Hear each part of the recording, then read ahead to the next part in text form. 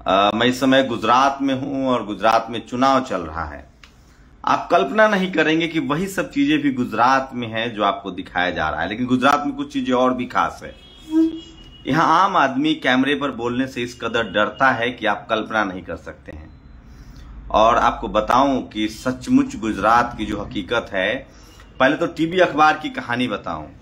ये जितने टीवी अखबार वाले हैं ये सब बड़े बड़े शहरों में, द्वारका, पोरबंदर, और यहाँ धर्म का बोलबाला है। आपको पता है, हर चौराहे पर आपको मंदिर मिलेगा, भव्य मंदिर मिलेगा। स्कूल अस्पताल की स्थिति खराब है।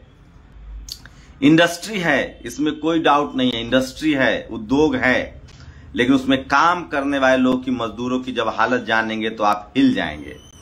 दरअसल इसी को गुजरात मॉडल कहते हैं। लोगों को गोलवलकर का जो बंच ऑफ थॉट्स है कि लोग को इतना गरीब कर दो कि वो पेट पालने के लिए ही उसको विकास समझे, वही गुजरात का मॉडल है। मजदूरी है, गरीबी है, लाचारी है, कुछ लोग धन्ना सेठ हैं जिनके पास कॉर्पोरेट है, जमीनें हैं, बिजनेस है। बाकी मजदूरों की कोई हैसियत नहीं है। लोगों का ड्रॉप आउट बहुत है, एजुकेशन बहुत कम है, और लोगों को धर्मों के जाल में इस तरह से उलझा दिया गया है कि धर्म का निजी नहीं, राजनीतिक मसला है। और टीवी अखबार कैसे करते हैं सो सोचिए। देश के तमाम राज्यों में जिस तरह से सवर्ण समाज के लोग खासकर बीजेपी के पक्ष में हवा बनाते हैं, टीवी अखबार वही कर रहा है। हर बड़े शहर में वो बीजेपी के नेता, बीजेपी के सवर्ण समाज के समर्थकों को बुलाते हैं। मैं जब यहाँ के गरीब आम लोगों से बात करता हूं तो वो कैमरे पर आने से डरते हैं, हिचकते हैं। उनका एजुकेशनल बैकग्राउंड बहुत कम है, राजनीतिक समझ जो है वो उनका बहुत कम है, और वो राजनीति में बात करने से हिचकते हैं। बहुत ऐसे लोग हैं जो अपने जिला का नाम नहीं बताते हैं। बहुत ऐसे लोग हैं जिनके लिए पार्टी राजनीति का कोई मतलब नहीं है, लोकतंत्र का कोई मतलब नहीं, और उनको इस तरह से बना दिया गया है। बिहार, यूपी की तरह, महाराष्ट्र की तरह यहाँ पॉलिटिकल बहस नहीं होती है, पॉलिटिकल फर्टाइल नहीं है। यहाँ पर राजनीति से वही लोग जुड़े हुए हैं जो बीजेपी से जुड़े हुए हैं, और वो वही लोग हैं जो बिजनेसमैन हैं।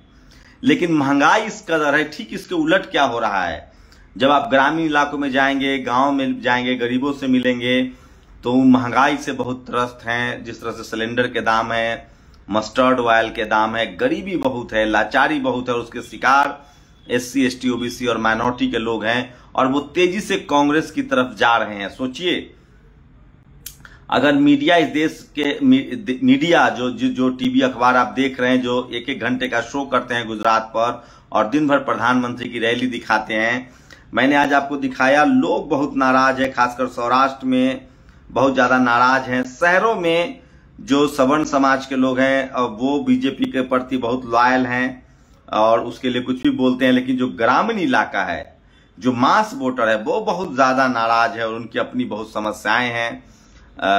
जिस तरह से लोग मिल रहे हैं, तो मैं इसलिए कह रहा हूं, गुजरात में सब कुछ इवेंट मैनेजमेंट और इसी गुजरात मॉडल को देश में लागू किया जा रहा है। कोशिश है कि स्कूल कॉलेज को बंद किया जाए, लोगों को एजुकेशन से दूर रखा जाए और लोगों को सिर्फ मजदूर बना के रख दिया जाए।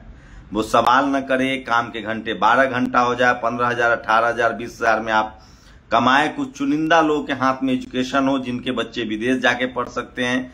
इंडस्ट्रियलिस्ट पैदा करने की कोशिश है। कोई सोशल विमर्श, सोशल बहस करने की कोशिश नहीं हो रही है। और वही गुजरात मॉडल है। लोग पढ़े लिखेंगे नहीं, सवाल नहीं करेंगे। हायर एजुकेशन तो बिल्कुल गुजरात में जीरो है। कॉलेज यूनिवर्सिटी की बहुत ज्यादा हालत खराब है। इंडस्ट्रियलाइजेशन हुआ है, उसमें भी तमाम लोगों का कहना है कि पिछले गुजरात में जब से मोदी जी आए हैं तब से उतना इंडस्ट्रियलाइजेशन, औद्योगिकरण तो कांग्रेस के दौर में भी था। मैं फिर कह रहा हूं, कांग्रेस से बड़ी चूक यही हो रही है कि जो सवर्ण समाज के नेता कल तक कांग्रेसी थे, जब तक कांग्रेस की सत्ता रही, और जैसी कांग्रेस सत्ता से बाहर आई है वो सब के सब भाजपा के समर्थक निकल गए हैं। प्रधानमंत्री की रैलियों में आम लोग की भीड़ नहीं जुटती। देखिए,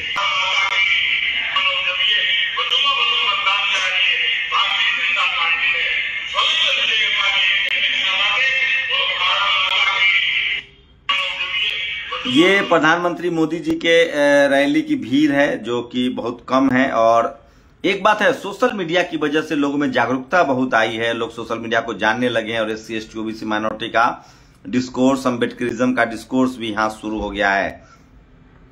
लेकिन अभी भी धर्म के आधार पर यहां वोटिंग हो रही है। लोगों में बहुत ज्यादा धार्मिक असर है और ये तो साफ है कि हिंदू मुस्लिम के डिबेट से जो आम आदमी है वो निकल रहा है।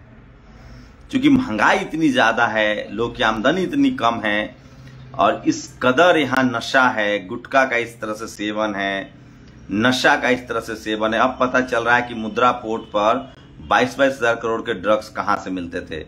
तो जिस तरह से पंजाब के बारे में कहा जाता था, लगभग गुजरात में भी नशा की हालत वही है।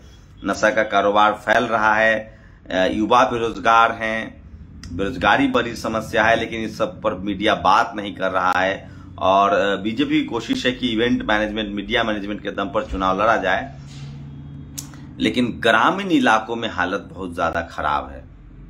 जैसे ही आप हाईवे से उतरेंगे स्थिति खराब है, लाचारी है, बेबसी है और धर्म के नाम पर राजनीति। देखते हैं इस बार बीजेपी को बचा पाती है कि नहीं। लेकिन सवाल है कि बीजेपी किसी कीमत पर गुजरात नहीं खोना चाहती है, क्योंकि अगर गुजरात वो खो देंगे तो अमित शाह और मोदी के सारे जो राज दफन है, अंबानी अडानी के जो सारा साम्राज्य है, उस पर फिर से अटैक शुरू हो जाएगा। लेकिन कांग्रेस से उम्मीद बहुत करना भी बेमानी है।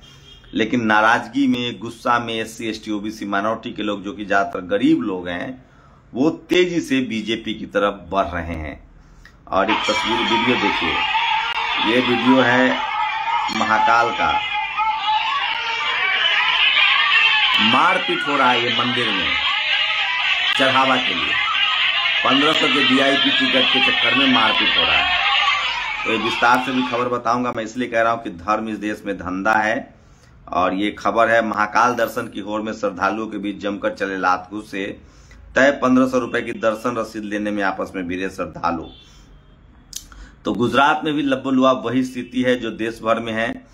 और गुजरात मॉडल को प्रमोट करने की लगातार कोशिश हो रही है, उस तरीके से जिस तरीके से देश के बाकी राज्यों में हो रहा है। और सोचिए, अभी भी गुजरात में टीवी अखबार की करतूत है कि वो दिल्ली में जो श्रद्धा और आफ्ताब की जो खबर है उसको दिखा रहा है। आप सोचिए, अच्छी बात है, क्राइम की खबर है, खबर दिखाए, लेकिन सोचिए इस बात पर क्यों नहीं बहस हो रही है। Not a single TV channel is debating on this. Victim Ayushi, father shot her body by spoke. सोचिए, आयुषी नाम की एक युवती का उसके फादर हत्या कर देते हैं और शव सूटकेस में भर के फेंक देते हैं। बाप बेटी के रिश्ते पर कोई बहस नहीं हो रही है। 10,000 सुसाइड हत्या होती है, आपको बता दें कि दहेज के नाम पर, उस पर बहस नहीं हो रही है। सिर्फ इसीलिए इसमें बहस हो रही है कि इसमें हिंदू मुस्लिम का मसाला है। और तो मैं इसलिए कह रहा हूं कि टीवी अखबार की वो लगातार कोशिश है कि बीजेपी के पक्ष में हवा बनाई जाए, लेकिन अब लोग समझने लगे हैं। कुछ वीडियो रिपोर्ट्स देखिएगा नेशनल दस्तक यूट्यूब चैनल पर, जहां लोग साफ साफ अब कह रहे हैं देश भर के, बहुत दिन एक चीजें नहीं चलती है। धीरे धीरे लोग समझने लगे हैं, महंगाई पेट पर लात पड़ रही है, लोगों की आमदनी घटी है, महंगाई बहुत ज्यादा। अगर बीजेपी इस सब चीजों को कंट्रोल नहीं करती है तो मुझे लगता है कि 2024 आते आते मीडिया का तिलिस्म जो है वो पूरी तरह से टूट जाएगा।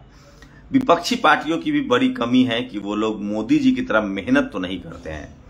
जितना ज्यादा चुनाव जीतने के लिए बीजेपी मेहनत करती है, उससे कम मेहनत भी अगर अपोजिशन कर ले बीजेपी को हराने के लिए और लोगों से बातचीत करना शुरू कर दे तो मीडिया को डिरेल किया जा सकता है। लेकिन फिलहाल मीडिया सबसे बड़ा हथियार है बीजेपी के पास, जो उसको सबसे ज्यादा फायदा दिला रही है। और इसीलिए शायद लगभग 3500 करोड़ रुपए बीजेपी ने खर्च किए हैं मीडिया पर अब तक, जो कि एक बड़ा अमाउंट है। खैर, नेशनल दस्तक पर आप गुजरात की सच्चाई जरूर देख सकते हैं। चुनाव हार जीत अपनी जगह है, कौन जीतेंगे कौन हारेंगे, लेकिन एससी, एसटी, ओबीसी, माइनॉरिटी, जिनको हम बहुजन कहते हैं, जिनको आम आदमी कहते हैं, उनकी हालत पूरे देश के मुकाबले गुजरात में और ज्यादा खराब है। क्योंकि यहाँ एजुकेशन नहीं है, हायर एजुकेशन बिल्कुल लैप्स है और लोगों को फैक्ट्री के मजदूर में तब्दील किया जा रहा है। तमाम रिपोर्ट्स आप लगातार देखते रहिए। शुक्रिया। नेशनल दस्तक की आपसे गुजारिश है कि अगर इसको बचाना चाहते हैं तो नेशनल दस्तक को सब्सक्राइब करने के लिए रेड कलर के सब्सक्राइब बटन को दबाएं, फिर बेल आइकन की घंटी दबाएं। नेशनल दस्तक को बचाने के लिए बहुत जरूरी है कि हर खबर को शेयर करें, लाइक करें, कमेंट जरूर करें।